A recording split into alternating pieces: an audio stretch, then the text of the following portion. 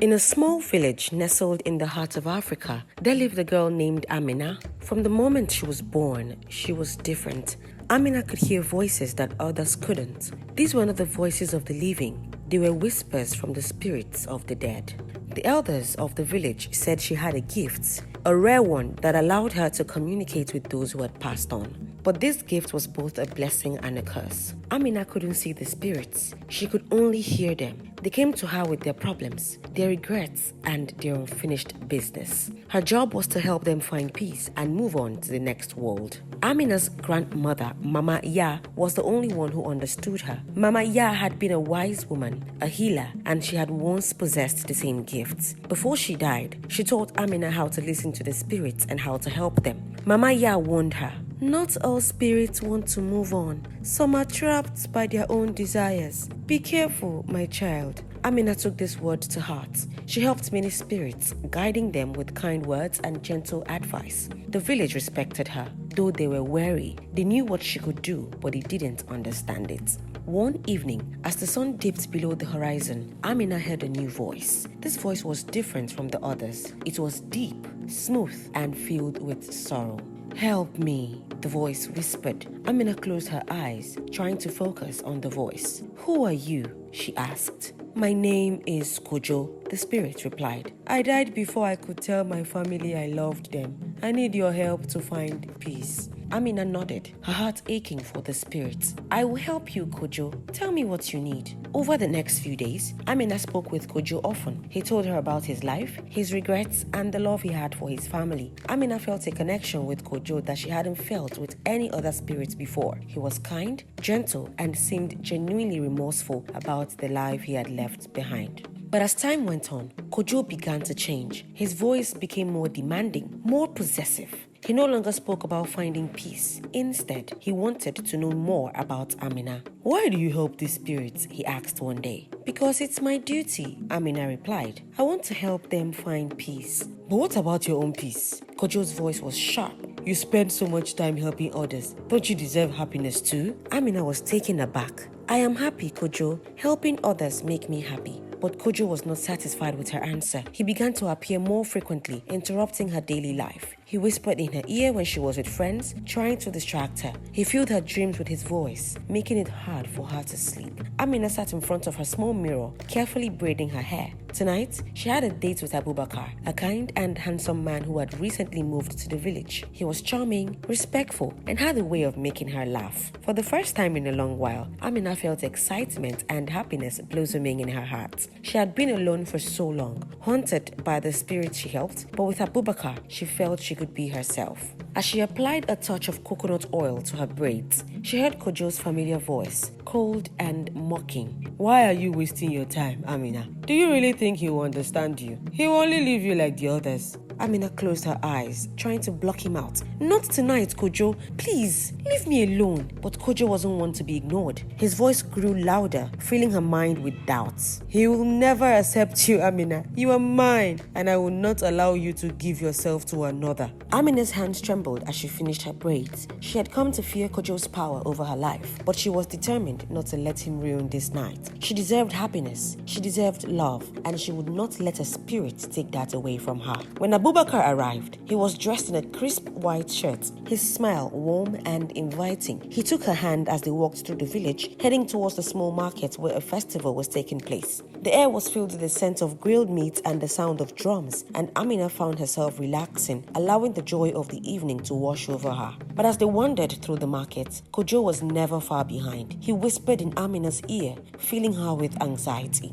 "Look at him, Amina. He's too good for you. He will leave you once he knows the truth." Amina tried to focus on Abubakar, on his laughter and the way his eyes sparkled when he spoke. But Kojo's words gnawed at her, and soon she found herself retreating into silence. "Are you alright?" Abubakar asked, noticing her sudden change in mood. Amina forced a smile, but it didn't reach her eyes. "I'm fine, just a little tired." Abubakar frowned, sensing there was more to her words, but he didn't press her. Instead, he took her hand and led her to a quiet spot by the river, away from the noise of the festival. They sat on the grass, the moonlight reflecting off the water, and for a moment, Amina felt at peace. But Kojo was relentless. He whispered cruel things, reminding her of her loneliness, of the spirits she could never escape. He told her that she would never be truly loved, that Abubakar would leave her like the others had. Amina's heart pounded with fear and anger. She wanted to tell Abubakar about Kojo and the torment she faced every day. But how could she? How could she explain something so strange, so terrifying?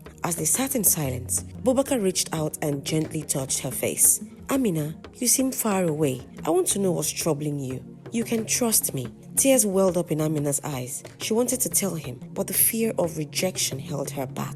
She looked into his kind eyes, searching for any sign that he would understand. And finally, she spoke. There is something you should know, she whispered. Something about me that is different. Abubakar listened, his face soft with concern. What is it, Amina? She took a deep breath, her voice trembling as she spoke. I can hear spirits. There is one in particular, a man named Kojo. He doesn't want me to be with anyone else. Abubakar frowned, but there was no judgment in his eyes. You hear spirits? Amina nodded, tears streaming down her face. Yes, and Kojo, he hates the idea of me being with someone else. He has been tormenting me, trying to drive you away. Abubakar was silent for a moment, processing what she had told him. Then he took her hand in his, squeezing it gently. Amina, I don't know much about spirits, but I do know that I care about you. I'm not going anywhere. Amina's heart swelled with hope, but Kojo's voice cut through the moment, venomous and cruel. He's lying. He will leave you, just like everyone else. But Abubakar held her close, his voice steady and reassuring. Whatever the spirit is, we'll face it together. You don't have to be afraid anymore. For the first time, Amina felt a glimmer of hope that she could have a normal life, that she could be happy, but deep down, she knew Kojo would not let her go so easily. Despite Kojo's interference, Amina and Abubakar continued to see each other. They went on long walks, shared meals, and spent hours talking about their dreams for the future. Abubakar was patient and understanding, never pushing Amina to talk about Kojo unless she was ready. His presence was a balm to her troubled soul, and she found herself falling for him more each day. But Kojo's torment did not cease. He grew angrier with each passing day, his voice more menacing and filled with jealousy. He haunted Amina's every moment with Abubakar, planting seeds of doubt in her mind. Do you really think he loves you, Amina? You are cursed. No man will ever stay with you. Amina tried to ignore Kojo, focusing on the love and happiness she felt with Abubakar. But it wasn't easy. She could feel Kojo's presence growing stronger, more oppressive. He was no longer just a voice in her mind. She could feel him watching her, his anger simmering beneath the surface. One evening, Abubakar invited Amina to his home for dinner. He had prepared her favorite dishes, and the evening was filled with laughter and warmth. Amina felt a sense of normalcy she hadn't experienced in years. She allowed herself to dream of a future with Abubakar, a future where she could be free of Kojo's torment. But Kojo was there, lurking in the shadows, his rage growing with each tender moment they shared. After dinner, as they sat on the porch watching the stars, Abubakar turned to Amina, his expression serious.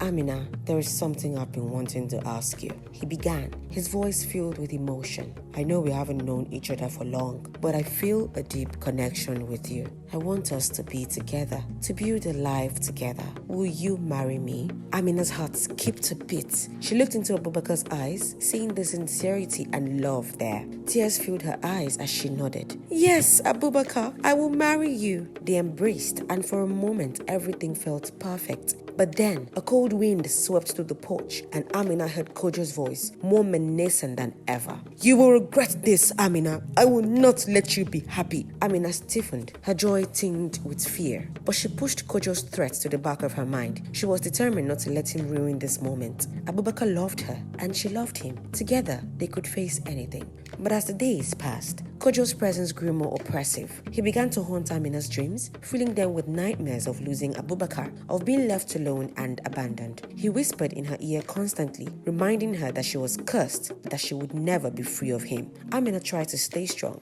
to focus on the love she had for Abubakar, but the fear gnawed at her, growing with each passing day. She could feel Kojo's anger, his jealousy, and she knew that he was planning something. She just didn't know what. The preparations for Amina and Abubakar's wedding were in full swing. The whole village was buzzing with excitement, and Amina should have been the happiest woman alive. But instead, she was filled with dread. Kojo had been unusually quiet for the past few days, and that silence terrified her more than his taunts. She knew Kojo was planning something, but she couldn't imagine what what it could be. She tried to tell Abubakar about her fears, but he always reassured her, telling her that they would face whatever came together. One evening, a few days before the wedding, Abubakar suggested they go for a walk by the river. He wanted to escape the chaos of the wedding preparations and spend some quiet time together. As they walked hand in hand, Amina felt a sense of peace. The setting sun cast a golden glow over the water, and for a moment, she allowed herself to believe that everything would be alright. But then, Kojo's voice echoed in her mind, filled with rage. "You think you can defy me, Amina? You think you can be happy without me?" Amina froze, her heart pounding in her chest. She could feel Kojo's anger, his jealousy wrapping around her like a cold, suffocating fog. "Amina, what is wrong?" Abubakar asked, concern etched on his face. Before Amina could answer, the air around them grew thick and heavy. The temperature dropped suddenly and a dark shadow fell over them. Amina knew that Kojo was near, that he was about to do something terrible. "Leave us alone, Kojo," she shouted, her voice trembling with fear. "Please, I beg you." But Kojo's laughter filled the air, dark and menacing. "You are mine, Amina. You will always be mine." Suddenly, the ground beneath them shook and the wind whipped around them violently. Amina clung to Abubakar, her heart racing. She could feel Kojo's anger, his desperation to keep her from being happy with anyone else. And then, as quickly as it had begun, the wind stopped and the air grew still. Amina looked around, her heart still pounding, but there was no sign of Kojo. The only sound was the gentle lapping of the river against the shore. But the feeling of dread remained, lingering in the air like a dark cloud. Amina knew that Kojo was not done, that this was only the beginning. Abubakar held her close, trying to comfort her, but Amina could see the worry in his eyes. He was trying to be strong for her, but she knew he was scared too. "Whatever happens, Amina, we'll get through this together," Abubakar said, his voice firm. But Amina could feel the fear gnawing at her, and she knew that Kojo's wrath was far from over. The day of the wedding arrived, and the village was alive with celebration. The women dressed Amina in a beautiful white gown, adorning her hair with flowers, while the men gathered to celebrate with Abubakar. The ceremony was set to take place by the river, under the shade of the ancient baobab tree. As the sun began to set, casting a golden glow over the village, Amina walked down the path towards the river, her heart heavy with both fear and hope. She looked ahead and saw Abubakar waiting for her, his smile warm and reassuring. But even as she smiled back, she could feel the cold presence of Kojo lurking in the shadows. The ceremony began, the village elder chanting prayers and blessings. Amina tried to focus on the words, on the joy of the moment, but Kojo's voice whispered in her mind, growing louder with each passing second. "You will never be free of me, Amina. I will not let you marry him." Amina squeezed Abubakar's hand and tried to draw strength from his presence. But as the elder began to speak the final blessings, a cold wind swept through the gathering and the sky darkened. The villagers looked around, uneasy, as the wind picked up, howling through the trees. And then, without warning, the ground beneath them shook violently. The river, usually calm and serene, began to churn, the water rising dangerously. Amina's heart pounded in her chest as she realized that this was Kojo's doing. He was trying to stop the wedding. "No! No!" Amina screamed, her voice filled with desperation. "Leave us alone, Kojo!" But Kojo's laughter filled the air, cold and mocking. The wind howled louder, the ground shook more violently, and the water of the river surged higher, threatening to overflow. The villagers began to panic, rushing to higher ground, but Amina and Abubakar stood their ground, holding onto each other as the chaos unfolded around them. And then, in the midst of the storm, Amina saw a dark figure rise from the river. It was Kojo, his form more solid than ever before, his eyes glowing with rage. "You cannot defy me, Amina," Kojo hissed, his voice echoing through the air. "You belong to me, and I will not let you marry another." Amina felt a cold fear grip her heart, but she refused to back down. "You are wrong, Kojo. I don't belong to you. I never did." But Kojo's eyes blazed with fury, and he lunged at Abubakar, his form shifting into a dark, swirling mist. Amina screamed as the mist enveloped Abubakar, pulling him towards the river. "No! Abubakar!" Amina cried, reaching out to him, but it was too late. The mist dragged him into the water, and within seconds, he was gone. The river returned to its calm state. The wind died down, and the sky cleared, but Abubakar was gone, swallowed by the darkness that was Kojo. Amina collapsed to the ground, her heart shattered. The villagers gathered around her, their faces filled with horror and confusion. But Amina didn't hear them. She was lost in her grief, in the unbearable pain of losing the man she loved. Kojo's voice echoed in her mind, cold and triumphant. "You will never escape me, Amina. You will never be free." And as the reality of what had happened sank in, Amina knew that Kojo was right. She would never be free. The days following Abubakar's death were a blur of grief and despair for Amina. She was consumed by guilt and sorrow. Her mind a well of chaotic thoughts and memories. She couldn't eat, couldn't sleep, couldn't think of anything but the man she had loved and lost. The villagers tried to comfort her, but there was nothing they could say that would bring Abubakar back. They whispered among themselves, speculating about what had happened, but no one could explain the strange events that had occurred on the day of the wedding. Amina shut herself away from the world, retreating into her small home and refusing to see anyone. She could feel Kojo's presence all around her, his voice echoing in her mind, taunting her, reminding her that she would never be free of him. "You killed him, Amina," Kojo whispered, his voice filled with malice. "You should have known better than to defy me." Amina covered her ears, trying to block him out, but his voice only grew louder. She could see his face in her mind, his dark eyes filled with rage, his twisted smile haunting her every thought. "You belong to me, Amina. You always will." The words echoed in her mind, driving her to the brink of madness. She could no longer distinguish between reality and the nightmare that had become her life. Kojo's presence was overwhelming and suffocating, and she felt as though she was drowning in his darkness. Days turned into weeks, and Amina's mental state continued to deteriorate. She was plagued by nightmares, by visions of Abubakar's face, twisted in pain as he was dragged into the river. She heard his voice calling out to her, pleading for help, but she knew she could do nothing. He was gone, and it was all her fault. The villagers began to worry about Amina, fearing for her sanity. They whispered among themselves, wondering if the spirit had finally driven her mad. Some suggested that she seek help from Baba Kwame, the village shaman, but Amina refused to see anyone. She was consumed by her grief, by the guilt that gnawed at her soul. Kojo's voice was her constant companion, his presence a dark cloud that hung over her every moment. He taunted her, reminding her of her failure, of the life she would never have. "You will never escape me, Amina. You are mine, forever." Amina began to lose touch with reality, her mind unraveling under the weight of her grief and guilt. She wandered the village in a daze, her once bright eyes now dull and lifeless. She spoke to herself, to Kojo, to the spirits that haunted her, her voice filled with despair. The villagers watched her with pity, their hearts heavy with sorrow. They had once admired Amina for her strength, for her ability to help the spirits, but now they saw only a broken woman, consumed by her own demons. One evening, as the sun set over the village, Amina found herself standing by the river, staring at the water that had claimed Abubakar's life. The memories flooded her mind, overwhelming her with grief and pain. She could see his face, hear his voice, and she knew that she could never be free of the torment that Kojo had inflicted upon her. As she stood there, lost in her thoughts, she felt a cold wind brush against her skin, and she knew that Kojo was near. His voice whispered in her ear, cold and mocking. "Come to me, Amina. Join me in the darkness.